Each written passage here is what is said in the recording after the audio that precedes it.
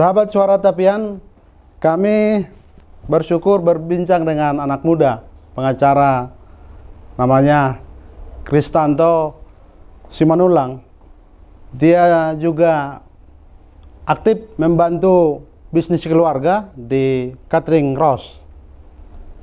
Nanti kita banyak bertanya tentang apa yang dilakukannya karena dia salah satu orang yang dekat dengan Hotman Paris, sering bertemu dan berbincang, bahkan dia menjadi kolega dari Hotman Paris. Saya heran juga sebagai orang yang banyak berbincang dengan tokoh Batak. Kristanto ini adalah salah satu pengagum dari Hotman Paris. Horas Apara, saya panggil Apara Pak Dinda aja ya. Horas, iya nggak apa-apa Dinda, abangku. Iya, Dinda Kristanto Simanulang, bagaimana kabar? Baik sekali. Terima kasih kesempatan berbincang. Saya mau tanya dulu, Kristanto kan sarjana hukum, master hukum. Apa dulu latarnya kenapa memilih menjadi sarjana hukum dan memilih jadi pengacara begitu? Oke, jadi dulu gini, aku mau cerita sejarahku dulu singkat.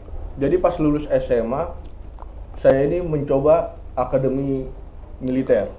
Oh. Akademi militer selama 2 kali, namun gagal. Namun pencapaian prestasiku yang terbaik sampai Pantoir daerah. Ya.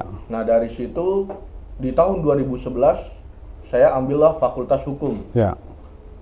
Nah kenapa saya apa yang menjadi obsesi saya itu adalah Bang Hotman Paris, karena pada waktu itu ya zaman sekarang kan tidak, medsosnya mungkin tidak terlalu berlebihan lah, jadi kita cuma tahunya di TV gitu kan, di televisi. Jadi saya melihat Bang Hotman Paris ini membela orang susah dan juga membela pengusaha. Jadi jatuh bangunnya seseorang, baik itu orang maupun pengusaha, itu di tangan pengacara. Nah Bang Hotman itu melakukan hal itu. Oh jadi karena itu sebenarnya terobsesi menjadi pengacara karena memang betul kagum dengan Hotman Paris ya. Iya. Tapi bagaimana pendapat Kristanto? Karena banyak juga yang mencibir apa yang dipertunjukkan oleh dalam tanda kutip Hotman Paris. Kebetulan istrinya kan boru kami, boru luman gaul begitu. Ya, gitu. Kalau aku melihat sih wajar-wajar aja, bahkan kalau dibilang dia nggak munafik. Oke. Banyak pengacara yang munafik gitu. Jadi kalau dia itu mempertontonkan itu juga istilahnya kan di luar dia bersidang, bukan di dalam persidangan atau dia bertemu dengan klien gitu kan. Apalagi dia juga banyak membela bantu orang susah itu di Kopi Joni gitu kan. Banyak kejahatan-kejahatan HAM, datang masyarakat ke Kopi Joni bahkan sampai jauh-jauh, karena saya salah satunya tim advokasi di sana, koleganya Bang Hotman. Jadi pernah waktu itu dari Aceh sampai ke sini, dari Bengkulu sampai ke Kopi Joni, dan juga dari Sulawesi sampai ke Kopi Joni. Jadi di Kopi Joni itu banyak perkara yang disampaikan ke Hotman Paris? Banyak sekali, bisa diikutin aja di Instagram ya kalau mau. Jadi sebenarnya Hotman Paris ini juga mudah ditemui ya di Kopi Joni itu ya? Saya sendiri belum pernah ke sana.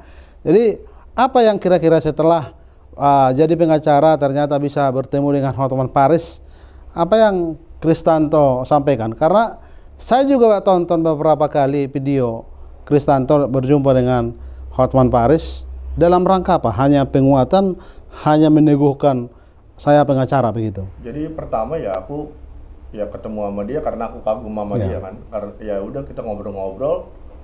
Ya terus istilahnya ya Bang, coba dulu Bang rekamin gitu kan, ya kayak promosi kecil gitu. Tapi dia ternyata terlalu seperti itulah rekamannya.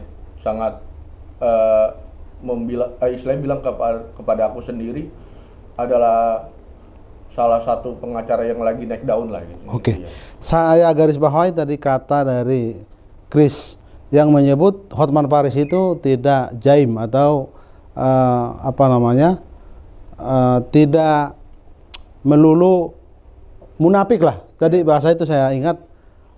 Pertanyaannya, karena kan pengacara ini kan prestisinya kelihatan, tampang, bahkan apa namanya, raut wajahnya harus bersih, harus pakaiannya harus bagus.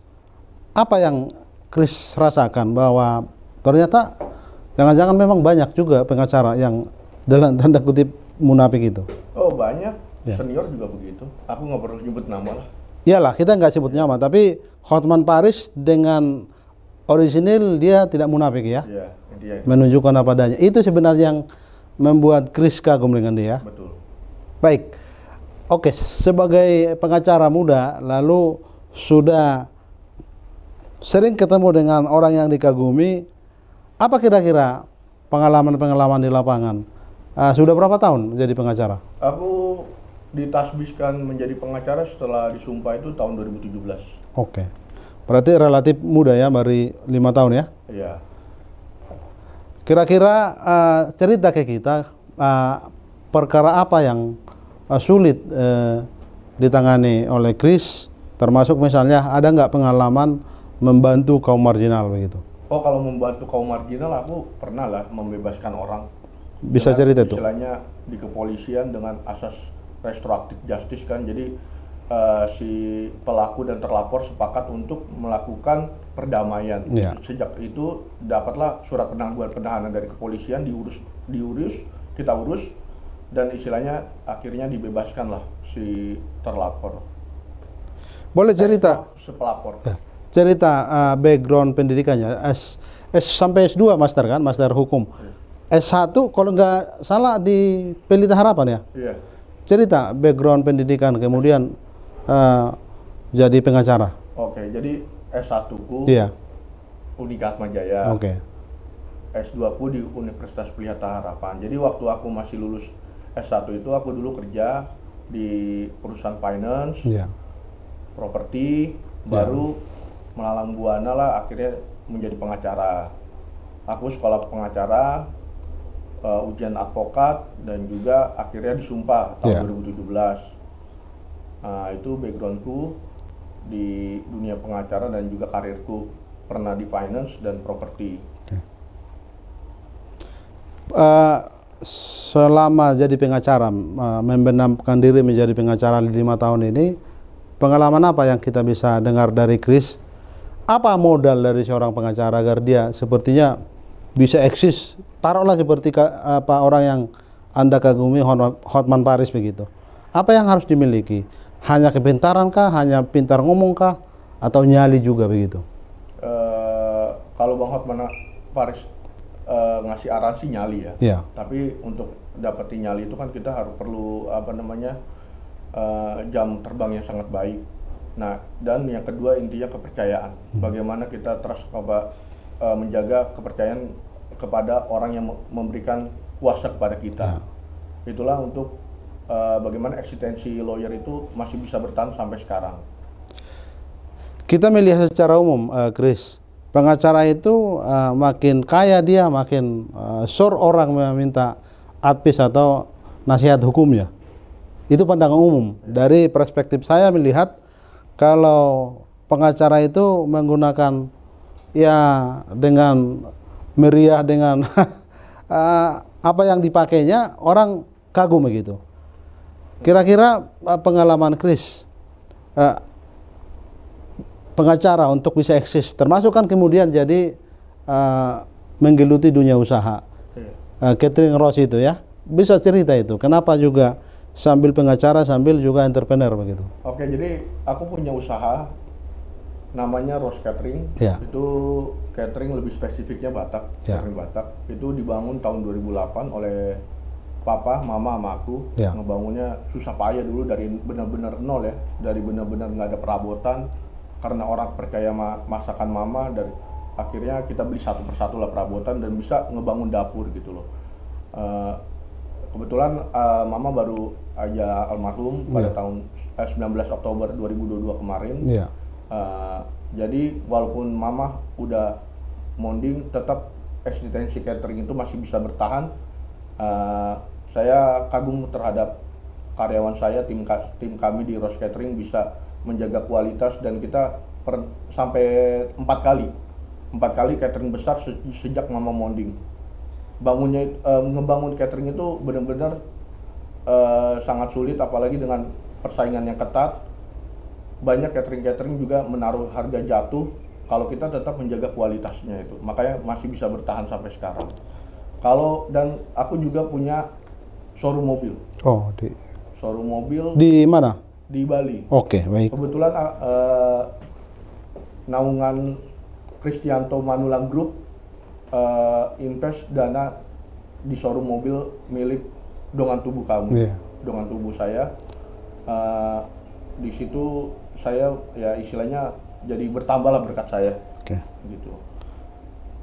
Jadi sebagai pengacara jadi nyaman juga menangani perkara ya, tidak mulu pulus yang dikejar ya. Iya. Karena rezeki yang dari tempat lain ada. Kembali ke soal catering Ros ini menarik. Bagaimana dulu, karena kita tahu juga bisnis catering ini kan di orang Batak khususnya Jabodetabek kan sudah banyak ini, persaingannya banyak.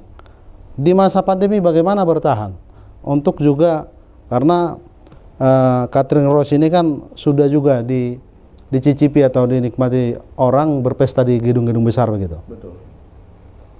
Jadi di dalam masa pandemi, apalagi zaman waktu masih PPKM yang sangat besar itu, kita benar-benar mati. Istilahnya kita tidak bisa melayani pesta sama sekali selama 2 tahun kalau nggak salah. Nah itu bagaimana bisa bertahannya itu ya karena kita keluarga sih emang pada dasarnya tuh nggak konsumtif ya. Jadi kita punya tabungan, nah kita bisa bertahan untuk hidup dalam 2 tahun itu, dan akhirnya mulai catering itu berjalan kembali dan bisa lah istilahnya mencukupi kebutuhan baik dari kami maupun tim kami. Sebagai orang muda, Chris, karena punya pengalaman background jadi entrepreneur usahawan, menurut Chris apa pentingnya misalnya orang memilih satu karir, dia penting juga berjiwa usaha begitu, agar apa yang dia kerjakan, idealisme yang dia bisa jaga di pekerjaannya itu bisa dia pegang, karena juga perut kan tidak bisa dibohongin, harus dibutuhi, ada kebutuhan-kebutuhan pokok yang harus dipenuhi begitu. Ya intinya gini sih Bang, bagaimana kita menjalani kehidupan ini ya kalau bisa jangan konsumtif, jangan boros, rajin nabung lah istilahnya. Petua hala kita juga istilahnya nabung sautik lama-lama jadi bukit kan. Nah itulah ilmu-ilmu yang diajarkan sama orang tua kami, bahkan opung kami. Bahkan kita diajarkan begini, jangan pernah namanya kita menjual harta warisan, kalau bisa kita menambah harta itu. Gitu. Termasuk menjual tanah ya? Iya, menjual tanah nggak boleh. Oke, Chris, setahu saya abang Anda kan ini polisi, Anda pengacara, abang pertama ini kau anak bungsu ya? Bagaimana kan ini sama-sama mengerti hukum, sama-sama aparat hukum gitu. Pernah nggak diskusi bagaimana soal hukum di Indonesia ini? Ya, kebetulan abangku kan emang polisi, ya jadi kan dia lebih duluan dan dia juga orang lapangan juga. Jadi ya pasti saya berdiskusi sama dia, apalagi kalau kita mau membuat laporan gitu kan, ya pasti aku diskusi dulu sama dia gitu. Jadi walaupun aku pada dasar bisa, kadang-kadang kan kita perlu link untuk istilahnya bukannya biar kita dimenangkan, bagaimana dipermulus, tidak diperhambat, tidak dilambat-lambati gitu loh. Oke. Lalu pertanyaan berikutnya, sebagai anak muda yang belajar hukum dan menjadi aktivis hukum sebagai pengacara, kira-kira apa sih masalah hukum yang berat di Indonesia ini, penegakan hukum begitu? Penegakan hukum yang berat ini mungkin semua itu hukum Indonesia sebenarnya pada dasarnya udah baik, apalagi yang zamanan buatan Belanda ya. Sudah baik. Bagaimana penerapan hukum dan penegakan hukum melakukan sesuai dengan koridornya gitu loh. Jadi kan mungkin banyak hukum-hukum yang baru-baru itu yang dibuat oleh orang-orang sekarang itu banyak yang tumpang tindih, peraturan-peraturannya tidak sesuai dengan peraturan perundang-undangan gitu loh. Jadi hierarki perundang-undangannya itu kacau balau gitu. Jadi penegakan hukumnya juga harus tegas. Betul. Undang-undangnya sudah bagus, tapi penegakannya harus tegas begitu ya. Betul. Disitulah peran pengacara ya. Pengacara ada yang sangat keras. Peran pengacara, perannya DPR karena dia pembuat undang-undang. Oh begitu ya. Jadi mereka lah di legislatif lah yang membuat undang-undang. Kalau kita menerima undang-undang, kita menjalankan sesuai dengan undang-undang aja. Baik, mungkin setahu saya Anda masih lajang ya. Saya kira harusnya sudah berkeluarga secara ekonomi, udah bisa mapan. Kenapa belum menikah? Ganteng, jadi pengacara, jadi usahawan, apalagi? Apa yang ditunggu? Ya mungkin Tuhan belum ngasih karunia lah ke saya untuk berkeluarga. Mungkin ada semacam resume dari bincang-bincang kita ini, Chris. Anda termasuk orang Batak, orang Dolok Sanggul ya? Kampung kalian Dolok Sanggul ya? Di mana di Dolok Sanggul? Kampungnya? Jadi di Dolok Sanggul, di Desa Site, Janji Matogu, kubunya. Pernah pulang kampung ke Janji Matogu? Tiap tahun dulu. Jadi ingat ya, Kampung Opung ya? Iya. Sahabat Suara Tapian, begitu bincang-bincang kami dengan Kristanto Simanulang, seorang pengacara, anak muda yang juga usahawan. Terima kasih.